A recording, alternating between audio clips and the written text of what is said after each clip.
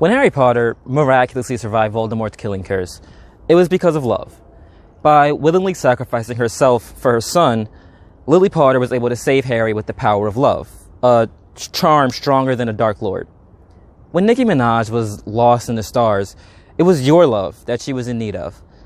Princess Fiona was cursed to every night turn into a fearsome ogre, and only with true love's kiss could she break the curse and finally take on love's true form.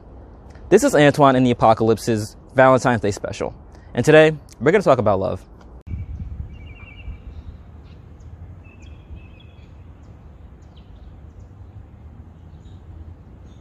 This is a mic test and also a camera test and also this cord test. Can we see it? Love is a big thing throughout media because love is an important part of human life. It's why we don't hate babies despite the fact that they're like objectively terrible. It's how we form social bonds essential for survival. And like everything about being human, love is physical. It's chemical. Everything that happens in our consciousness takes place in the brain. And the brain is great because it's a 3-pound slab of fat slathered in neurotransmitters, sitting in the dark, hallucinating its own version of reality. This is the one. Angle a little bit up. There's the money. There's the money. No, it's not. It's too high. But the idea that love is purely physical, that your immense admiration for your dog is nothing but a bunch of chemicals telling you what to do and how to think, feels icky. Chemicals, that's science. I hate science. Love is about flowers and chocolate and romance, not dopamine or oxytocin. The fuck is an oxytocin? And I'm usually quick to side with science on matters like these, but I don't necessarily disagree with this take. And it's not because science is boring or dumb or anything, but I think that saying love is a purely chemical, physical thing and there's nothing mystical about it sort of misses the point. It's missing the forest for the trees. So I want to answer this question of what is love? And actually, now that I say that, it sounds dumb and cliche. So fuck that. Instead, let's look at some examples of love in media. Love, as far as I'm concerned, is a viscerally human phenomenon. So what better way to learn about it than to look at the ways humans depict love and the things they make. Also, keep in mind, this is a cheesy holiday special, so it's going to be kind of sappy and phoned in. Don't expect, like, DBZ level of analysis here. The Tragedy of Romeo and Juliet is a play by William Shakespeare originally published in 1597. It depicts Romeo of the Montague family and Juliet of Capulet as they fall in love despite the fierce rivalry between their two houses. It's also known as one of the most iconic love stories of all time. But why? What I most want to note about Romeo and Juliet is how fast they fall in love. They meet at a ball one day, declare their love for each other that night, and get married the next day. And I was prepared to sit down and write this part of the script and eviscerate the text because of this. People don't fall in love in 48 hours. It's ridiculous. But that's like the point, right? Shakespeare didn't write this story and think, this is a very real, very true story. Or maybe he did. I don't know his life. But the point is, Shakespeare wrote a story, and in that story, two people experience a love so powerful, so real, in just a span of one night, that they decide to be with each other for the rest of their lives. Oh my god, why did I write so much? Romeo hears of Juliet's death and then finds her dead body.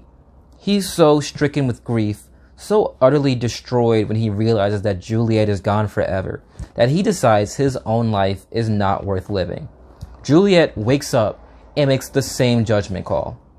And I don't mean to glorify suicide or condone Romeo's and Juliet's behavior here. But I say all this to say that this is what the tragedy of Romeo and Juliet thinks love is. Embellished? Maybe. Valid? I can't see why not. I'm probably going to shoehorn Chance at anything I can, to be honest. But in his 2013 mixtape Acid Rap, Chance gives us That's Love. In That's Love, Chance juxtaposes images of partying and hustling and recreational drug use with images of family, sons and daughters, falling in love. This song sounds like a pointed message to people like Acid Rap Chance. People who were in their 20s trying to be rappers. People who party, use drugs, and are on a mission to make as much money as possible. Or even people who just rap about these things. Hell, Chance raps about all of these things on the very same mixtape. It's not necessarily an attack, but a reminder. Guys, I know we're all about that life, but don't forget about your family, and don't forget about your kids. Don't forget about frolicking, follies, falling in love, rolling in green pastures, wandering, and following love. And then the chorus hits. I know you've seen it all before, but when it looks you in the eyes, it ain't nothing you could say, but that's love. These instances of love, not just lust or ecstasy, but real love, you'll find yourself in them. There's no need to really seek them out because they'll find you. You'll look up one day and see it, and the only thing you'll be able to say is, that's love.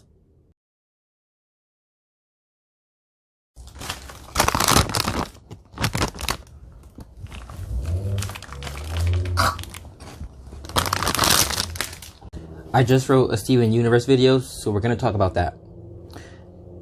Love oozes out of every nook and cranny of Steven Universe. It's wild. Steven loves himself. He loves all of the crystal gems. He loves everyone in town. He loves his enemies so much that they can't help but love him back. Garnet is a fusion gem. Her component gems, Ruby and Sapphire, love each other so much that they decided they don't want to be apart. And so they live together as Garnet.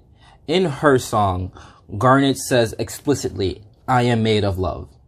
Pearl loved Rose Quartz in the most romantic way possible, so much so that it drove her to following Rose into a war.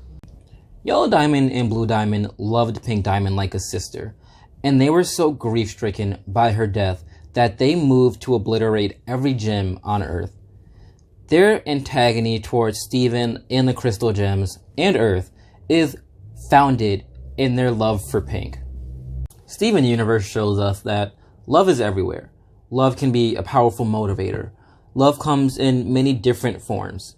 Your worst enemies can be best understood by their capacity to love. Love can breach gaps that nothing else can. No, actually, I have a point outside of just citing whatever text popped into my head. Earlier, I said that a purely physical, chemical description of love misses the point. And honestly, I think that any description that tries to capture what love is going to miss the point. I think it's more effective to look at what love does. Whom does it affect? Why? How? What does it compel us to do? Love is an experience. What's important about it isn't what it is, or physiologically how it happens, but how it drives, affects, or powers us. And like any experience, love should vary from user to user. So when an author creates art or media and injects love in it, we get some insight as to what love means to them, what love does, whom it affects, how it does that. And I think that's a truer depiction of love than any scientific or sociological explanation.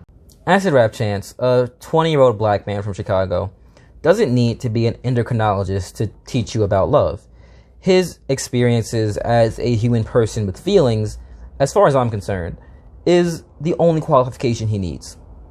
Yeah, the romance in Romeo and Juliet is kinda dumb, but when Shakespeare wrote it, and when actors perform it, the audience gets some insight as to what Shakespeare thinks about love.